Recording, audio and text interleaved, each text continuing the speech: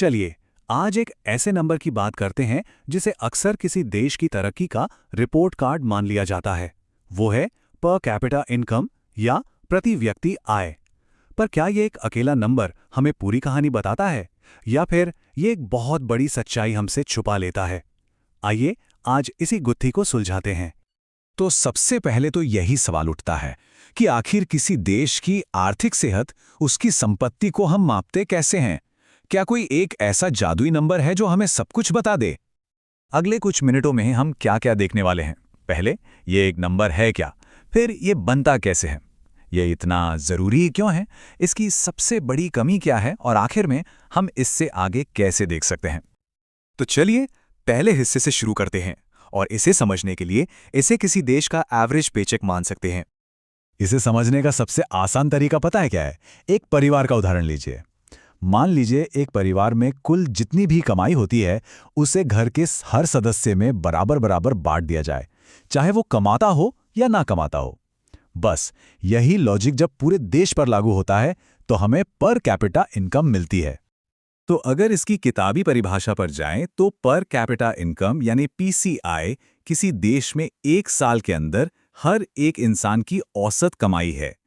यहां सबसे जरूरी शब्द है औसत। और इसे निकालने का फॉर्मूला भी एकदम सीधा है। देश की जो कुल आमदनी है यानी नेशनल इनकम, उसे देश की कुल आबादी से डिवाइड कर दीजिए। जो नंबर आया वही है पर कैपिटा इनकम। सिंपल है ना? अब आते हैं हमारे दूसरे सेक्शन पे। देखिए, फॉर्मूला तो बड़ा सिंपल है, लेकिन इस नंबर को बनाने के तरीके में कुछ दिलचस्प बातें छिपी हैं। जरा एक बात सोचिए, क्या 100 रुपए की वैल्यू आज भी उतनी ही है जितनी 10 साल पहले थी? नहीं, बिल्कुल नहीं। और यहीं पर खेल में आती है महंगाई। इसी वजह से अर्थशास्त्री दो तरह के पीसीआई की बात करते हैं। एक है नॉमिनल पीसीआई, जो बस आज की कीमतों पर कमाई बता देती है। इसमें महंगाई का असर भी शामिल होता है, तो ये नंबर बड़ा चढ़ा लग सकता है। पर जो असली और ज्यादा काम की चीज है वो है रियल पीसीआई। इसमें से महंगाई का असर हटा दिया जाता है। मतलब ये हमें बताती है कि लोगों की खरीदने की ताकत असल में कितनी बड़ी है। चलिए अब तीसरे सेक्शन की ओर चलते हैं और ये समझने की कोशिश करते हैं कि आखिर इस एक अकेले नंबर में इतना वजन क्यों है। सरकारें और इकोनॉमिस्ट इस पर इतनी नज़र क्यों रखते हैं। इस चार्ट पर एक नज़र डालिए। यह हमें भारत की पर कैपिटा इनकम की तुलना दुनिया की कुछ बड़ी अर्थव्यवस्थाओं से करके दिखाता है। तो ये एक झटके में हमें बता देता है कि हम दुनिया के मंच पर कहाँ खड़े हैं। तो ये नंबर इतना ज़रूरी क्यों है? क्योंकि ये देश की आर्थिक सेहत का एक फटाफट अंदाज़ा देता है। सरकारों को पॉलिसी बनाने में मदद करता है। दुनिया भर में देशों को इसी से कैटेगराइज किया जाता है। विदेशी निवेश को भी आकर्षित करता है और हाँ, अलग अलग देशों के रहन सहन के स्तर की तुलना करने का एक पैमाना भी देता है।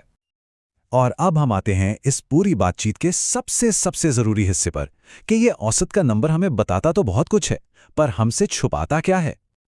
एक कहावत है जो यहाँ बिल्कुल सटीक बैठती है कि औसत एक ऐसा स्टैटिस्टिकल टूल है जो सच्चाई को दिखाने के साथ साथ उसे छुपा भी सकता है। पर कैपिटा इनकम के मामले में ये बात 100% सच है। अब जरा इस चार्ट को बहुत ध्यान से देखिए। ये जो तस्वीर दिखाता है वो सच में चौंकाने वाली है। देश की आधी से ज्यादा दौलत सिर्फ ऊपर के 10% लोगों के पास है और नीचे की जो 50% आबादी है उसके हिस्से में 15% से भी कम आता है। और हमारा जो औसत वाला नंबर है पर कैपिटा इनकम, वो इस जमीन आसमान के फर्क को पूरी तरह से ढक देता है। और बात सिर्फ पैसों के बंटवारे पर ही खत्म नहीं होती। ये नंबर हमें लोगों की असल जिंदगी की क्वालिटी के बारे में कुछ नहीं बताता। घर पर जो बिना सैलरी के काम होता है उसका क्या?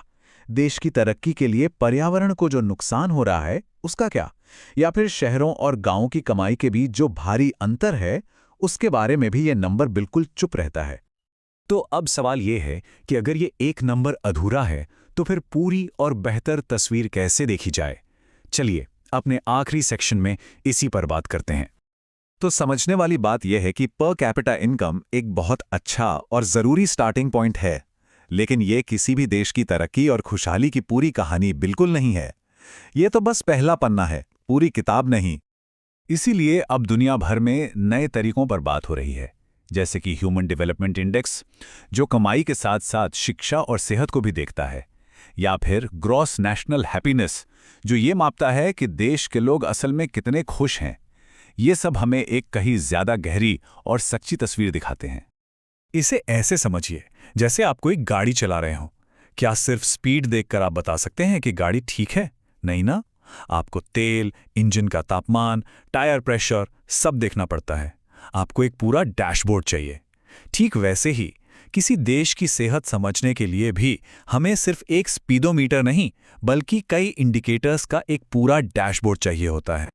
तो हम आपको इसी सवाल के साथ छोड़कर जा रहे हैं कि औसत एक शुरुआत तो है, पर अगर किसी देश की असल तरक्की और लोगों की भलाई को किसी एक नंबर में मापना हो, तो वो नंबर क्या होना चाहिए?